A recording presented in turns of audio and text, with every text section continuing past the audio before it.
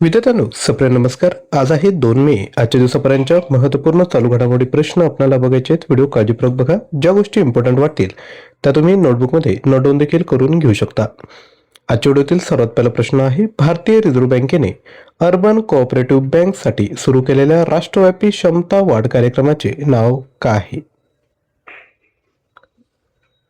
तर याचं जे योग्य उत्तर आहे ते आहे ऑप्शन क्रमांक ए, मिशन सक्षम. याविषयी अधिकची माहिती बघूयात. आरबीआयने मिशन सक्षम सुरू केले. उद्देश अर्बन कोऑपरेटिव्ह बँकेंना आर्थिक आणि कार्यात्मक दृष्ट्या मजबूत बनवणे. यामध्ये गव्हर्नन्स, प्रोफेशनलिझम आणि कंप्लायन्स कल्चर सुधारले जाईल. यामुळे बँकिंग प्रणाली अधिक स्थिर होईल आणि लहान व्यापाऱ्यांना चांगल्या सेवा मिळतील. आता अर्बन कोऑपरेटिव्ह बँक म्हणजे काय, तर हे शहरी आणि छोट्या शहरांमधील सहकारी बँका असतात. या स्थानिक लोक, लहान दुकानदार आणि एमएसएमईला कर्ज देतात.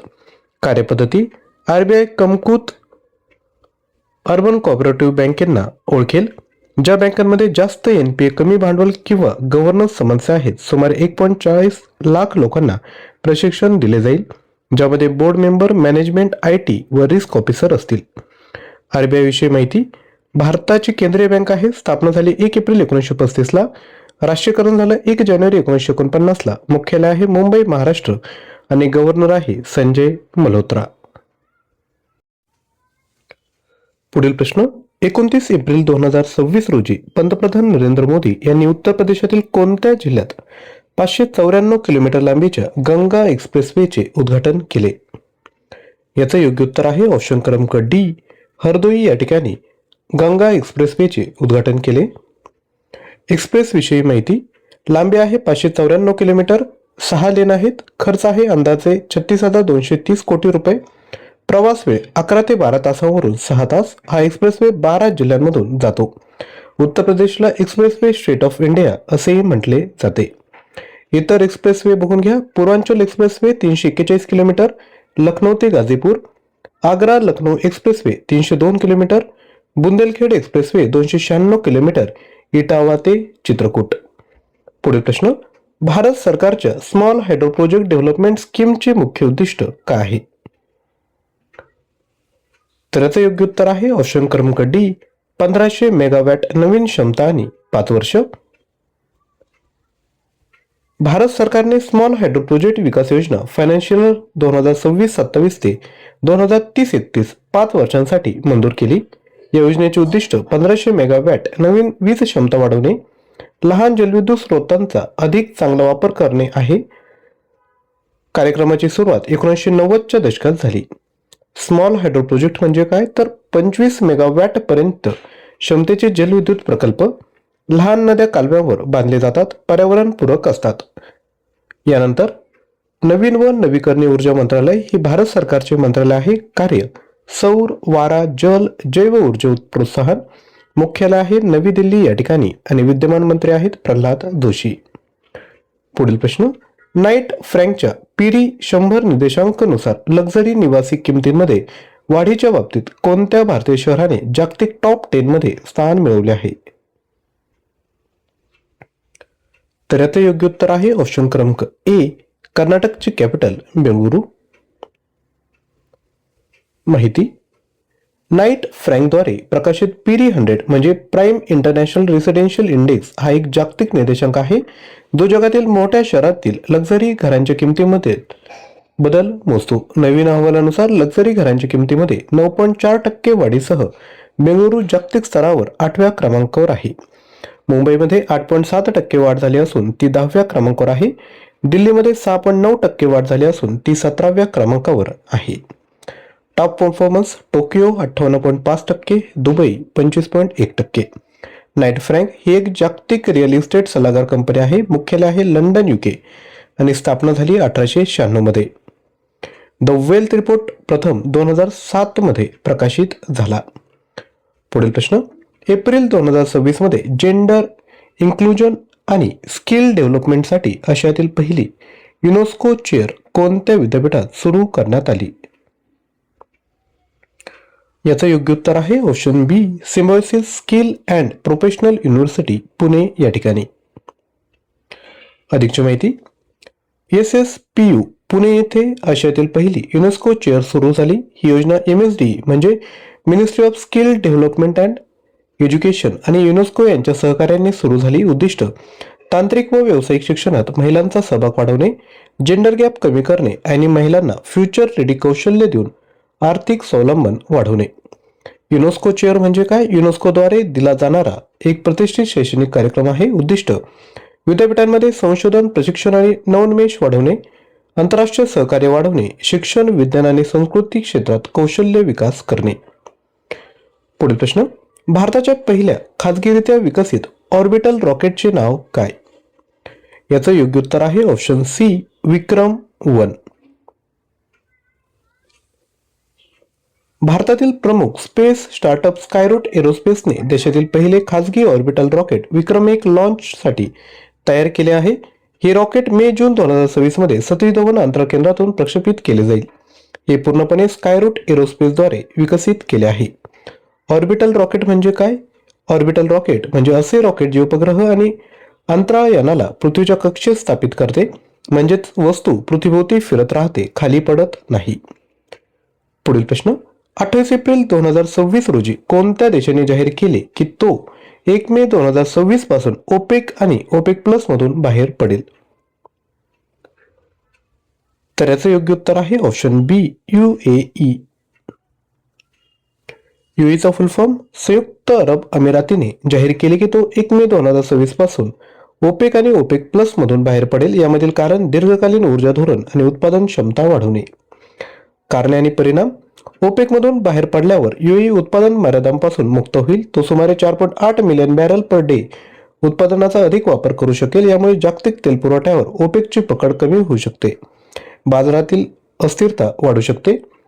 पूर्वी बाहेर पडलेले देश: कतार 2019, अंगोला 2024. UAE 1964 पासून अबुधाबी म्हणून ओपेक सदस्य होता. ओपेक बद्दल, ओपेक फुल फॉर्म आहे organisation of the petroleum exporting countries. हा तेल उत्पादक देशांचा समूह आहे. स्थापना झाली 1960. बगदाद परिषद. संस्थापक देश आहेत Iran, Iraq, Kuwait, Saudi Arabia आणि व्हेनेझुएला. एप्रिल 2026 पर्यंत 12 सदस्य देश होते. मुख्यालय आहे व्हिएना, ऑस्ट्रिया या ठिकाणी. आणि उद्दिष्ट काय आहे तर सदस्य देशांच्या पेट्रोलियम धोरणांचे समन्वय करणे, जागतिक तेल पुरवठा व किमती स्थिर ठेवणे. यानंतर पुढील प्रश्न, एप्रिल 2026 मध्ये 17वा पीटर्सबर्ग क्लायमेट डायलॉग कोणत्या देशाने आयोजित केला? योग्य उत्तर आहे ऑप्शन क्रमांक ए, जर्मनीने आयोजित केला. 17वा पीटरबर्ग क्लायमेट डायलॉग जर्मनीमध्ये आयोजित करण्यात आला. पीटरबर्ग क्लायमेट डायलॉग ही एक उच्चस्तरीय आंतरराष्ट्रीय बैठक आहे ज्यामध्ये विविध देशांचे मंत्री हवामान बदलावर चर्चा करतात. ही एक वार्षिक अनौपचारिक मंत्रिस्तरीय बैठक आहे जी COP31 पूर्वीची महत्त्वाची बैठक मानली जाते आणि जागतिक हवामान चर्चेला दिशा देते. या बैठकीचे मुख्य उद्दिष्ट बहुपक्षीय हवामान कृती मजबूत करणे आणि नियमाधारित जागतिक व्यवस्था निर्माण करणे. याची सुरुवात 2010 मध्ये जर्मनीने केली होती. यामध्ये मुख्य मुद्दे आहे हवामान वित्त, तंत्रज्ञान हस्तांतरण आणि जागतिक सहकार्य. COP31 UNFCCC अंतर्गत वार्षिक बैठक, COP30 2025 बेले ब्राझील आणि COP31 एंटाल्या तुर्की या ठिकाणी बैठका झाल्या. पुढील प्रश्न, जागतिक पशुवैद्यक दिन 2026 ची थीम काय?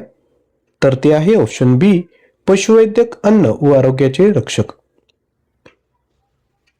जागतिक पशुवैद्यक दिन दरवर्षी एप्रिलच्या शेवटच्या शनिवारी साजरा केला जातो.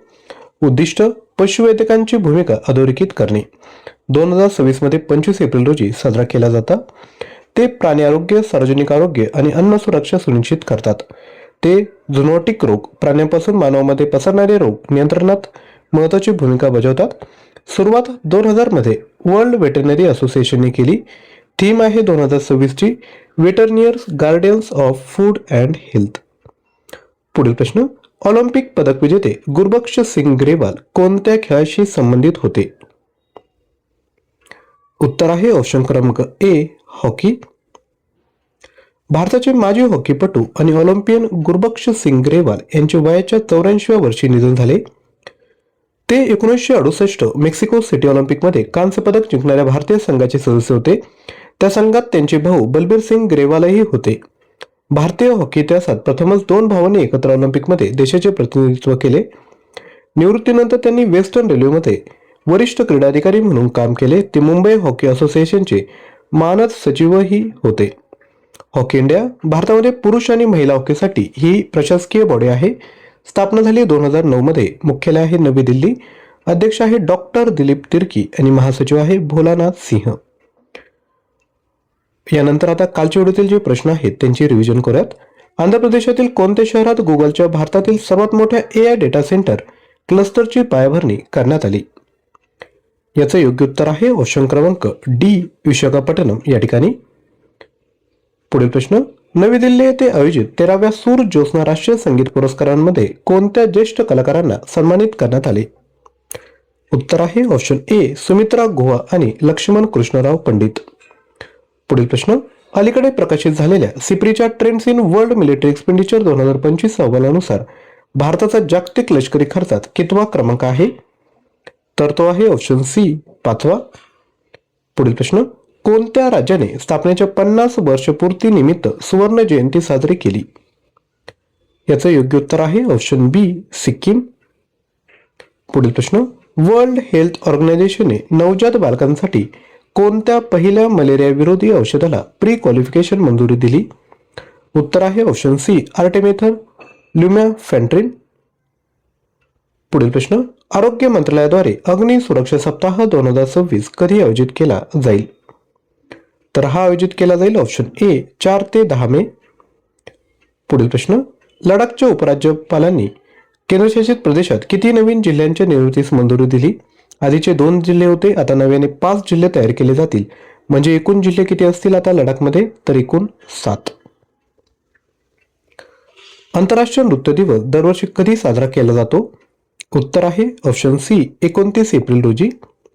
सेबीच्या 38व्या स्थापना दिनानिमित्त कोणते राष्ट्रीय स्तरावरील गुंतवणूकदार जागरूकता अभियान सुरू करण्यात आले? तर ते करण्यात आलं आहे ऑप्शन बी, मिशन जागरूक. सेबीचा फुल फॉर्म काय? Security exchange board of India. पुढील प्रश्न, कोणत्या भारतीय शास्त्रज्ञाला अमेरिकेत युनिव्हर्सिटी इनोव्हेटर अवॉर्ड 2026 ने सन्मानित करण्यात आले? उत्तर आहे option D, doctor Shekhar Suman Bora. यानंतर तुमच्यासाठी प्रश्न, नीती आयोगाचे नवीन उपाध्यक्ष म्हणून कोणाची नियुक्ती करण्यात आली? सुमन के बेरी, अशोक कुमार लाहिरी, BVR सुब्रमण्यम की अरविंद पनगडिया? विद्यार्थ्यांनो, एवढं टाईप करण्यासाठी जर तुम्हाला कंटाळा येत असेल तर फक्त option A, B, C, D असं देखील आपण खाली कमेंट करू शकता. चालू घडामोडी मटेरियल हवं असेल 6000 प्रश्न 150+ ऑनलाईन टेस्ट फक्त 99 रुपयामध्ये घेऊ शकता. याकरता ॲप्लिकेशन डाउनलोड करा आणि हा कोर्स परचेस करा. प्रत्येक महिन्याच्या PDF फाईल यामध्ये ॲड आपण करत असतो. तसेच आजचा कंटेंट आवडला असेल तर लाईक, हाईप आणि चॅनलला सबस्क्राईब करा. दररोज चालू घडामोडी क्विज सोडवण्यासाठी QR स्कॅन करून टेलिग्राम चॅनल जॉईन करा. थँक्यू.